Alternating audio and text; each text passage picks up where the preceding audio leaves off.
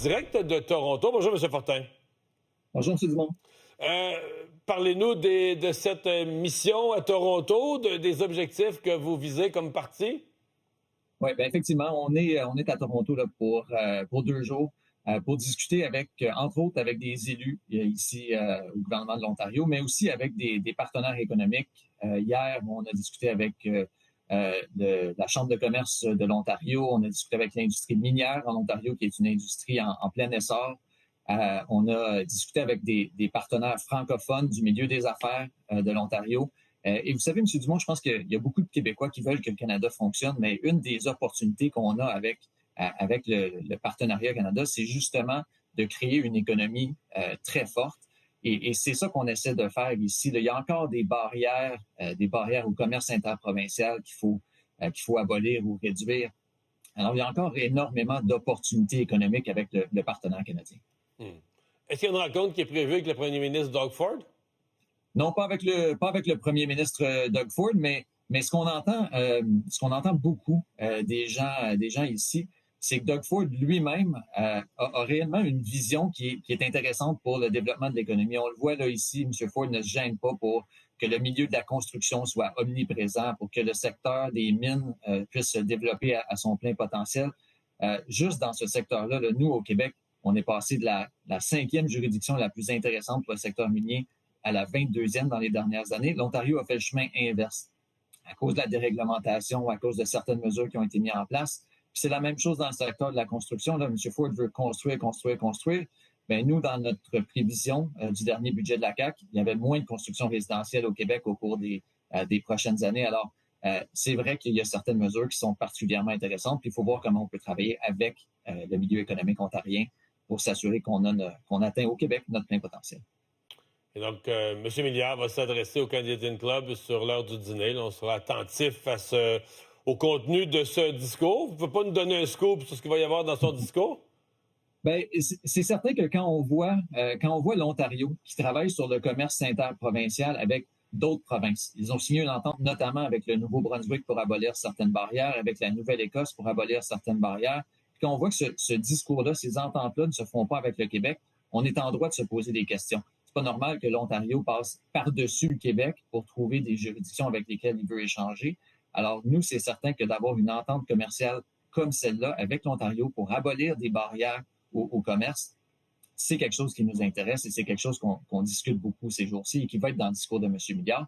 L'autre chose également, c'est qu'il y a déjà par le passé eu des conseils des ministres conjoints. C'était le cas, entre autres, entre le gouvernement de M. Couillard et celui de Mme Wynne. M. Legault a essayé, au début de son mandat avec M. Ford, d'avoir un conseil des ministres conjoints. Ils ont fait une seule rencontre et après, ils ont abandonné le tout. Nous, on pense que c'est une avenue qui peut être porteuse justement pour essayer de réduire certaines des barrières au commerce interprovincial.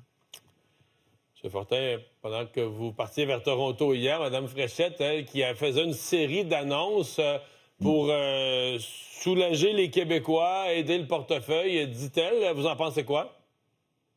Ouais, mais je trouve que le contraste est frappant. Là. D'un côté, on voit Mme Fréchette qui dépense l'argent des Québécois, qui pige dans les poches des Québécois pour essayer d'en donner un petit peu en même temps. Puis nous, on est ici à Toronto pour essayer de bâtir notre économie, créer de la richesse.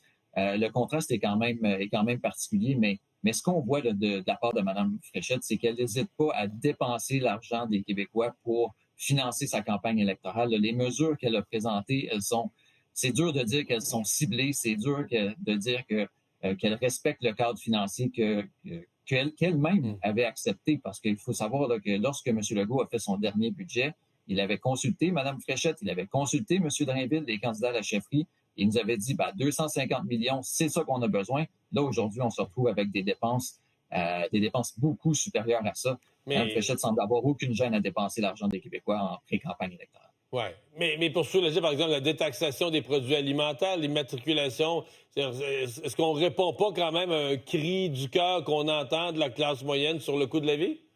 Bien, c'est sûr qu'il y a une pression sur le coût de la vie des Québécois. Là, c'est l'enjeu numéro un auquel les gens font face ces jours-ci.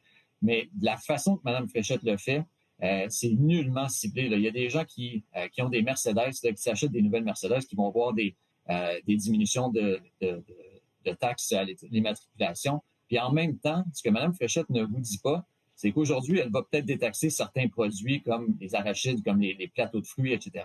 Mais en même temps, les Québécois vont avoir une augmentation des taxes sur leurs produits d'assurance qui vont commencer le 1er janvier. Alors, on ne sera pas nécessairement plus avancé. Là, on enlève une taxe, on en remet une autre.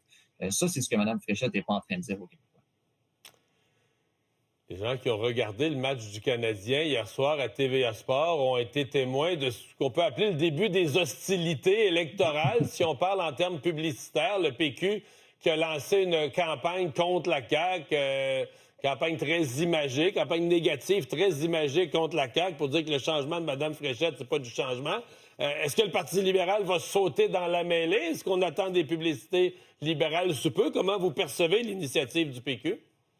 Ben, l'initiative du Parti québécois, là, on l'a vu en même temps que tout le monde hier soir, mais c'est certain elle reflète une réalité. Là. Le Parti de la coalition Avenir Québec tente de nous faire croire que c'est un nouveau gouvernement, mais c'est les mêmes joueurs, c'est les mêmes ministres, c'est les mêmes députés, c'est les mêmes façons de faire, c'est les mêmes tactiques préélectorales que M. Legault nous servait. Alors réellement, là, c'est le même parti. Alors il y a un message dans la publicité du Parti québécois qui risque fort de résonner.